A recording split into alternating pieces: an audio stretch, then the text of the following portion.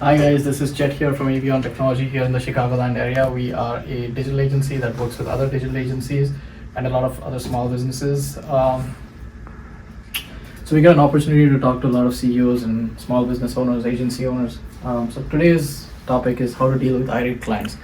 So before we get into that, I'm going to actually talk to you about Pareto distribution. Absolutely cliched, you've probably heard it a lot of times, right? 80% of outcomes have their source in 20% of the causes, right? So if you have like 80% of your problems will be caused by 20% of your clients, or 80% of your sales will be brought by 20% of the salespeople. We've all heard about Pareto.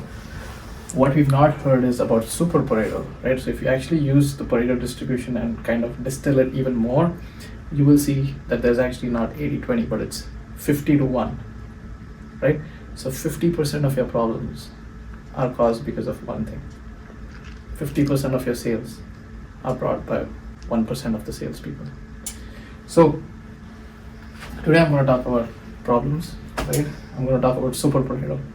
So more often than not, chances are that 50% of your HR problems are caused because of 1% of employees, right? So typically also 50% of your business problems are caused by 1% of the clients, right? So how do you deal with those? First of all, we have client satisfaction. We have things like customer delight, but at the same time, and I've repeated this time and again, not every client is a perfect client, right? There are some clients who will give you a lot of business, who will give you a lot of margins, and there'll be some clients who will actually cause you a lot of headaches, and in fact they are usually clients who can never be satisfied. So those are the clients you have to take a look at and see every year, review it, whether you actually want those clients, right? Because you're spending so much time on that. So how do you get to that process where you decide to fire a client, right? So first of all, you identify who those clients are, number one. Number two, you use active listening, right? You go on a call with them and go without an agenda, just go on a call where you're listening, right? That's actually an art that I think is lost now. Nobody listens anymore, right? We just wait till we can speak again, right? So no one listens to the other person, lets it, kind of swirl in our head and then speak. Most often we just take a pause between like speaking to the other person. So first is go on a call or meet him in person and do active listening. Second is the concept of a shirt. This is actually a concept that I heard recently and it's influenced me a lot. I heard it from a person who was in the police and he was actually a hostage negotiator.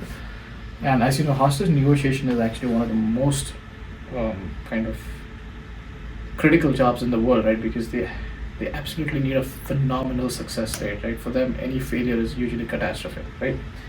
So he told me that the way he does hostage negotiation is by empathy, right? And what do you mean by empathy? He said everyone is wearing a shirt. So try to see what that shirt says, right? So when you have an irate client, when he's shouting, he's wearing a shirt which says something, I do not have a budget. Or he's saying a shirt which says that my business is struggling and I'm looking at this website as like the last resort to help get my business out of the doldrums it's at. Or he's wearing a shirt which says, I have no clue, but I really need help. So try to see what shirt the other person is wearing. And this is not just for business. I think this is for everything in life. Everyone is wearing a shirt. Try to figure out what that shirt says, and you will uncover where that person is coming from. Not that it makes the world all butterflies and rainbows, but at least you understand the causes instead of just looking at the symptoms, right? So once you've done the active listening, once you've identified what shirt that person is wearing, then come up with what I call creative solutions, right? So on this call, you do not need to tell the client a solution, right? Usually what you want to do is just take notes and then tell the client that you will get back to him or her and go back home and just think of some kind of, it's a cliched word, it's called win-win, but I don't say win-win, I usually say that it's a creative solution, right? Where everyone walks away from the table with a smile on their faces, right? But one of the things that you got to revisit is how much time and attention. So hostage negotiation is great if you're in the police, right? But if you're a small business owner, you do not want to be doing hostage negotiation every day, right? So revisit whether you want this client and you want this profile of clients, or you want to work with clients who are giving you good money, who are reasonable, and who are giving you the incentive to put 100%, right? The one thing that I've seen which kind of augurs for successful outcomes is actually a sense of reasonableness on both sides of the table. So if your clients are reasonable, that's it. Think of that as an asset, because then you can have these conversations with them, right? There's usually a couple of things that I ask for in clients. The first is that give us a 3-month time period to match our deliverables with your expectations.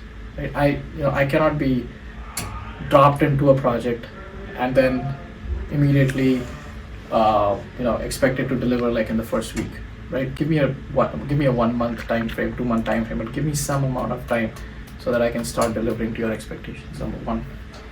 Number two is payment, right? Don't delay my payments, because it's not for me, it's for my employees, right? So if you want good outcomes, then my employees need to be paid, and paid on time, so that they can continue to deliver. But I think if you do a couple of these things, 99% of the problems in your business will go away. You'll only be left with one problem, right? Which is how to grow your business. And that's what we will be talking about at our next series. Thank you so much. This is Chet here from Avion Technology. If you need a website or an app, give us a shout. We're in the Chicagoland area, and I'd love to talk to you. Thank you.